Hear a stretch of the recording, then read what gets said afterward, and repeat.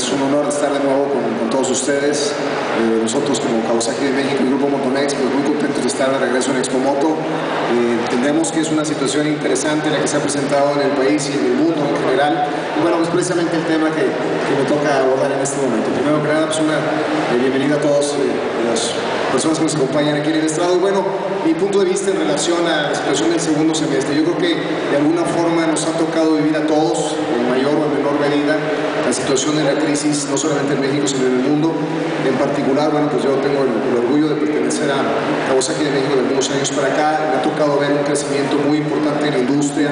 Hace algunos años, en el 2003, que yo entré a la industria del motociclismo, pues hablamos de una industria de 50, 70 mil, 80 mil unidades en el año. El año pasado y el año anterior, pues cruzamos la barrera de las 300 mil unidades. Y obviamente, pues eso demuestra, al final de cuentas, un crecimiento muy importante en la industria. Este año obviamente hemos reducido el efecto en virtud de la crisis que estamos afrontando, pero de alguna forma nosotros tenemos una visión de que el mercado de la motocicleta en México pues todavía falta mucho por desarrollar.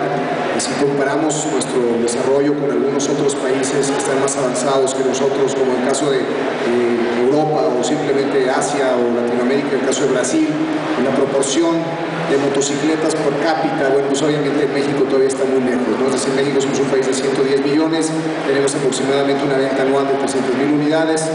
Un caso como el de Brasil, que tiene 150 millones de habitantes, facturan en el año 1.500.000 motocicletas nuevas. Es básicamente 5 veces lo que se vende en México, con un porcentaje apenas superior de población. Entonces, bueno, si lo comparamos con Asia y otros países de Europa, bueno, es el mismo caso. Entonces, definitivamente, a pesar de la situación que nos encontramos en este momento viviendo y que afortunadamente se empiezan a ver algunos síntomas de mejoría, sentimos que el motociclismo tiene mucho que dar. Estamos aquí para obviamente ser testigos y de alguna forma que ustedes tengan la confianza de que la industria mexicana está soportada, está la gente que estamos aquí en este estrado en este momento, bueno, somos gente comprometida con el motociclismo y bueno, pues vamos a seguir apoyándola. Un fuerte aplauso realmente para Francisco y Arturo por el gran esfuerzo de sacar este año Expomoto a pesar de los tiempos difíciles.